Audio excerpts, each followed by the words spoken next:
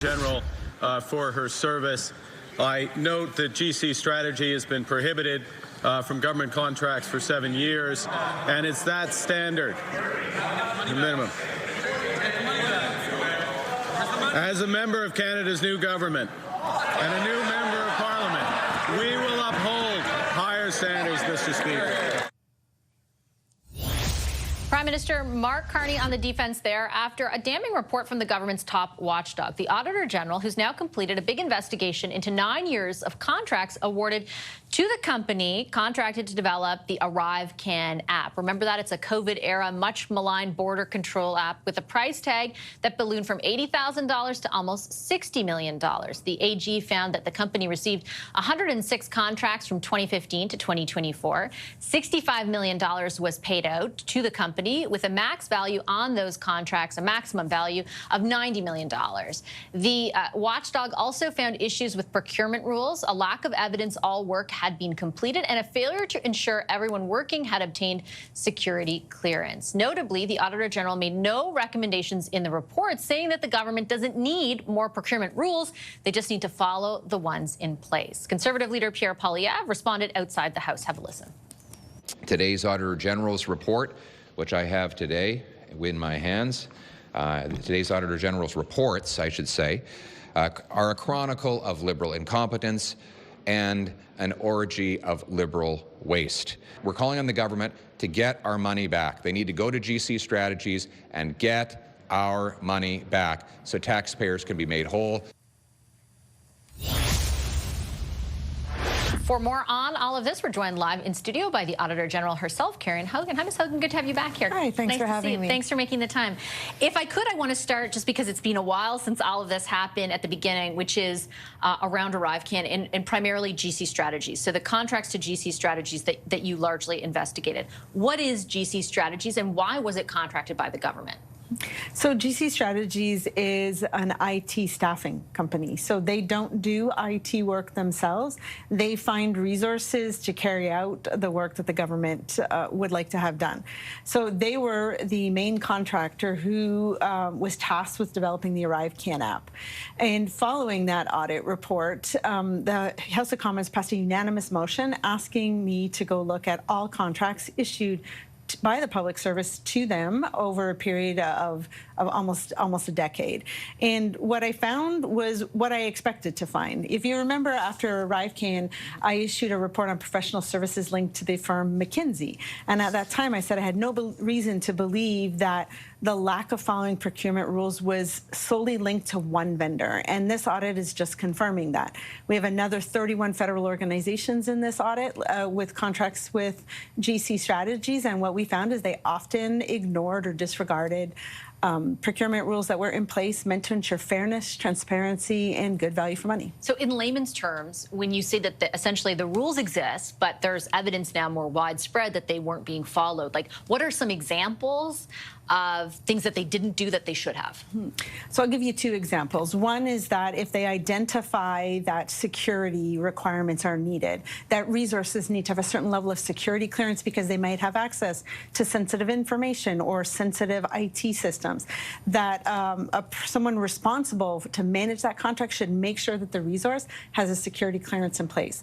We saw that about half of the contracts we looked at needed security clearances, but we found in 21% of the files that there was no evidence on file that they had checked security clearances. So that puts government information and systems at risk. The second example I would give is that almost 94% of the contracts required timesheets to demonstrate who had worked and how long they had worked.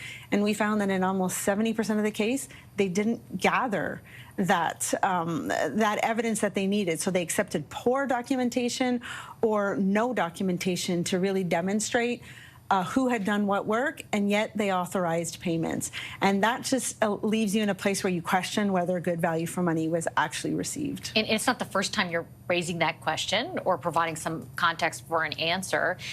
Do you have a sense of why? Like, why was there is there such disregard for the rules?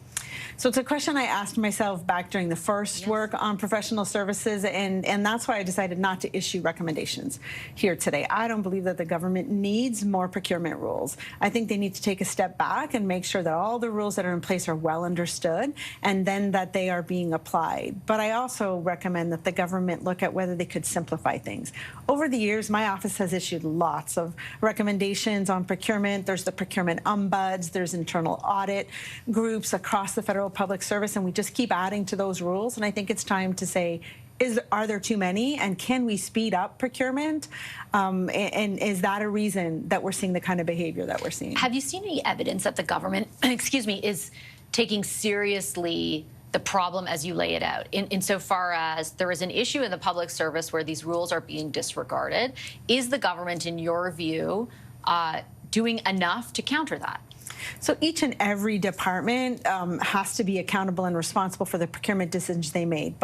But Public Service and Procurement Canada, who's sort of the procurement specialist for the government, took action right after ArriveCan and McKinsey. But they added a few more rules and a few more steps. And that's why I think it's time to sort of take that step back and say, why are we seeing the behavior that we're seeing? Are there too many rules so people don't understand or know that they all exist?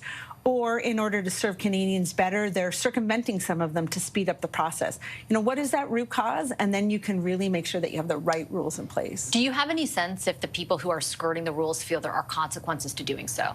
So the individuals we talked to throughout the audit on GC strategies, at times they were surprised that there was something that they hadn't done, or they felt that they did it and just didn't go far enough.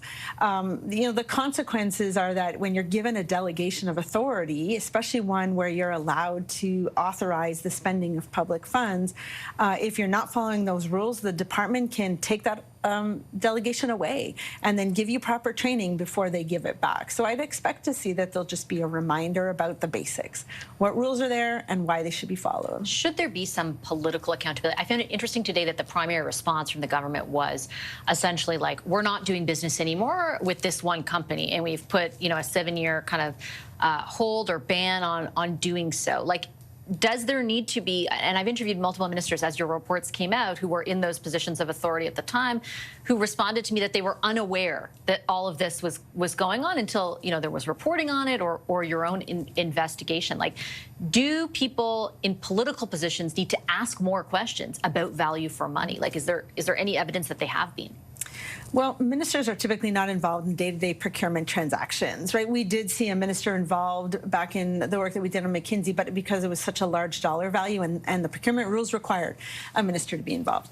So I wouldn't expect that they would know about day-to-day transactions. I would expect that they'll ask about value for money, because that's one of the foundations for having all of these rules in place. I think that this is about just reminding everyone in the public service why the rules exist, because we didn't look at the work of a vendor. And I have no reason to believe that the lack of following the rules is linked to a specific vendor. This is really about the public service. This audit had 31 federal organizations. The first audit on professional services had 20. So this is a lot of federal organizations just not applying the rules that exist. I guess on this one subject, then I conclude by asking, like, how widespread, when it comes to outsourcing, do you anticipate at this juncture the not following the rules might be? And I ask because even though the government had promised last year to decrease spending in that area, it actually ended up increasing, I believe, according to the Globe and Mail's analysis, by 13%. And I'm asking, like, also against the backdrop of, like, Canadians who are tapped out, who keep handing money over to the government and want to make sure that there's value. It's not a bad thing, but want to make sure that there's value for what their hard-earned money pays for. Mm-hmm. Many of the public servants that we interviewed throughout this audit said to us that the services were received, that the final goods were there, but they had no evidence for it. And that's why it makes it really hard for us to conclude whether value for money was achieved. And the procurement rules are clear in this respect, right? Document why you made the decisions that you make, show that you made the best possible decision, that this is the best price, that you went to get a good competitive price, and then demonstrate that you received what you contracted for. Those are really foundational elements to demonstrate value for money, and I think the public service just needs to go back to the basics. So another big report you did today was on F-35. So that is, for everyone watching, many of whom are familiar with this, the fighter jets that we are in the process, sort of procuring to replace an aging fleet of CF-18s. There's a pause right now because it's under review, given what's going on with the United States. But you looked at the costs that have increased for F-35s. I thought the most interesting thing you found, though, was around our own readiness. When we do, or if we do end up procuring them, to actually man them, to pilot them, to house them. What did you find there? So that was the point of our audit, actually, was to see if national defense was on the right track to be ready to receive the fleet of new fighter jets and to transition. And we found a few things. We found that the facilities that are going to be needed for these new aircraft are about 3 years behind schedule. And so there's a need for interim facilities because the first aircraft should arrive in Canada in 2028. So that's going to increase the costs even more than the costs that are in our report. But a bigger concern, no matter what plane the government purchases, is to have qualified pilots. And this is something we flagged back in 2018 when we did work on CF-18s. And we're finding that same risk again here. The National Defense has a plan, but their plan projects that they will not have enough qualified pilots. And really, that's something they need to address right now. Has any of that been mitigated since 2018 when you first identified it as a problem? Well, I think it'll be a different problem. Right now, you're going to need pilots who can fly both aircraft or enough trained pilots for CF-18s and CF-35. So it's about upskilling existing pilots and then hiring new pilots and making sure that they're trained on that aircraft. So it's a slightly different risk, but still the same risk of making sure that you can have a big fleet, but you need the pilots and you need the trained technicians to take care of that fleet. Did you see any evidence of that being the case? Well, there is this plan, as I said, but currently the plan is projecting that there will be a gap in qualified pilots. And that's one of the other findings that we had, was that risk management here really seems to be more reactive. When a risk occurs, a plan's put in place to try and deal with it, instead of being more proactive and mitigating and get ahead of those risks. Okay, I'll leave it on that note. Ms. Hogan, thanks so much for your time today. I appreciate it. Thank you.